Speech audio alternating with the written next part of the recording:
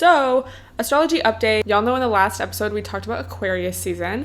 So it is full Aquarius season now. Not that it wasn't before, but now we're like right in the thick of it. And this week was a really big week in astrology. Let me know if y'all feel different or like lighter. It might take a couple weeks because technically there's still like retrograde shadow periods and whatnot. But I'm pleased to announce Venus retrograde is over and Mercury retrograde is over this week. It's over the day this podcast is going up on Thursday. So thank God. I wrote it down on my calendar, thank God, because I just kept getting confused. And like, yeah, but this is just like amazing. Bro, the weight lifted. Seriously, I feel it. Oh, it's just like so much better. So I wanted to talk about these articles my mom actually sent me, and especially in this first one, this is from mooncircles.com, by the way, and I will link it down below if you want to read the whole article. But this is the same article I talked about at the beginning of Venus retrograde. I think I probably mentioned it in December. I don't think it was end of November, but sometime around then.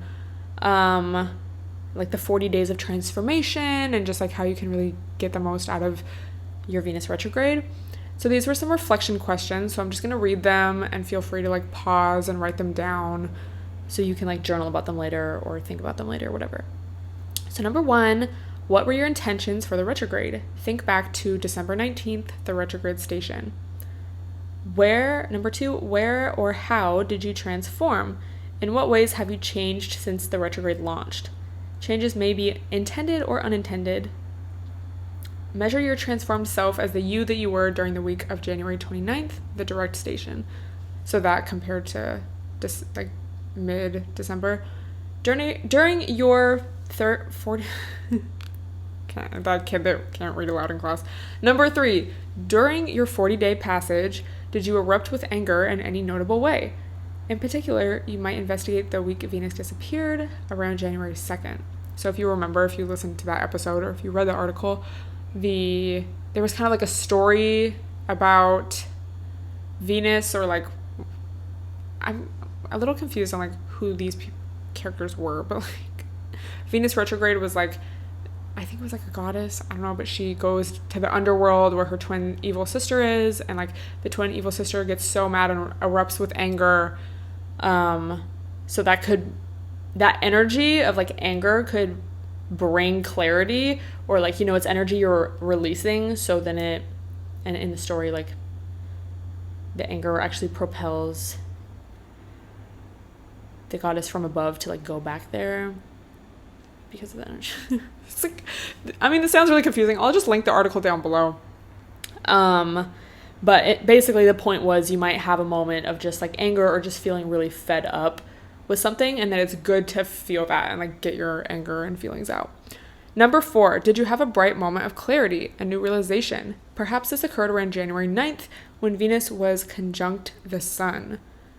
Retrograde realizations, don't we all have them? Number 5, currently do you possess a new spirit or resolve going forward? Venus as the morning star is a war goddess. She's been on the march since January 15th. So let me know, how was your Venus retrograde, y'all? Because I feel like mine was just very much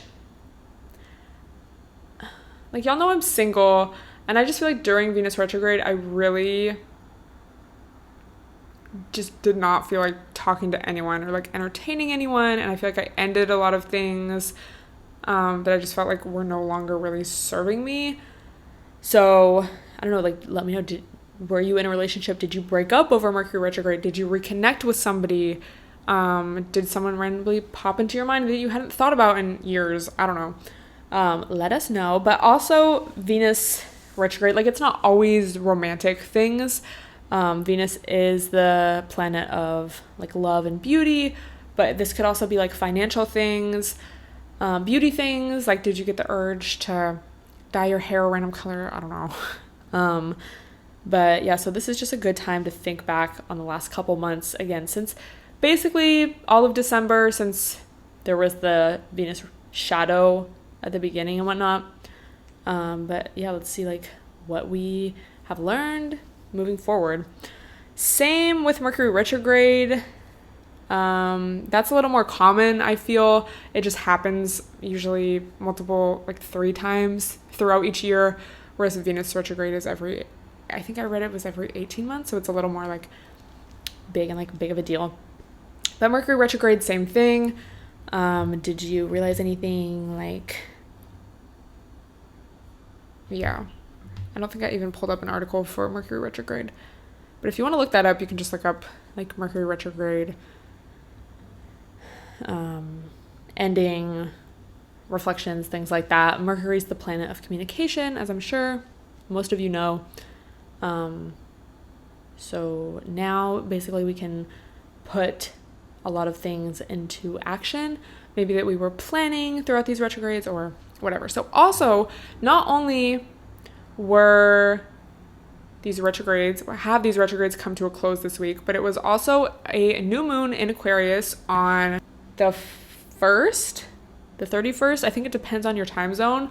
And new moons are also a time of like new energy and putting your intentions out there, and it's really like that energy to go like move forward. Like, what do I want for this next lunar cycle, this next month? So we may be feeling this extra energy or push to move forward because it's like these retrogrades ending and also the new moon. Also, I think the new moon was the same day as the Lunar New Year, and I'm sure most of us can relate, even just through vibes, not even necessarily which calendar you follow. But in a lot of ways, I feel like January is not the actual start of the year, because I feel like it's more, like for me, traditionally, even if there's no retrograde or anything, I just always feel like it's a time of such reflection for me and like planning, envisioning what I want for this, the months ahead, the year ahead. And once that's over, and once we get to Aquarius season, end of January, February, that's when I really feel like we're actually living the new year instead of just like reflecting on the past year and like planning the new year and like, oh, I got to be on the grind. I know for me, I don't usually feel like going out in January. If I had to pick all the months out of the year, like which month do I date the least or like am most likely to be interested in someone new, it's definitely usually not January. It's just like been always, like even before I learned more about astrology and whatnot, like, yeah. So let's see. There was another article from mooncircles.com, the top 3 gifts of the Aquarius new moon. Call in Aquarius this month by breaking out of your box. Your inner genius is ready for a revolution. Anywhere you've been feeling stuck, if you're not living the life you want, fresh Aquarian thoughts could be sounding through your mind stream in the weeks ahead. Now is the time to listen for celestial messages, decode them properly, and reboot. Following are the top 3 ways Aquarius likes to awaken us at that time. So the first one was a cleanse, like a mental cleanse. Even though Aquarius is an air sign, it's called the water bearer, and that's because these weeks have strong historical ties to the cleansing, life-renewing qualities of water. For the earliest astrologers, the sun in Aquarius brought the rainy season when water poured from the heavens. It's when the Nile flooded, the fields were washed clean as life was renewed for another year. The Romans filled this month with rites of purification, followed by celebrations of the fertility goddess Februata as they prepared for spring. So thought I was going to cough. No. It's not COVID. So yeah, that like we've done a reflection. Now it's time to wipe the slate clean, pour water over it, and get to the new. If your body has been feeling lethargic, your life is likely the same. Something inside may be calling you to get clean now for your rebirth ahead. The call to upgrade your life. You'll feel the urge for a better future. Aquarius is the cycle to upgrade your life, especially, with things like technology, gadgets. I was planning on getting a new phone, or I am planning on getting a new phone now that Mercury is out of retrograde. So I might wait for the shadow period. I don't know. We'll just have to see. And then also the call to celebrate spring. And this was super relatable because basically they're talking about what do our bodies want to celebrate. You know, in springtime, we want to party. We want our pleasure endorphins released in a festive communal way. So, you know, think of the Super Bowl, just being around people, you know, and having fun and things like that. That's why I really like air sign seasons, because it's just kind of like a relief. It's like, thank fucking God. Just like chill and be cute and like social and like whatnot. Obviously safely, because it is a pandemic, but yeah. So I'll link those articles down below. There's definitely a lot more in there that I did not read.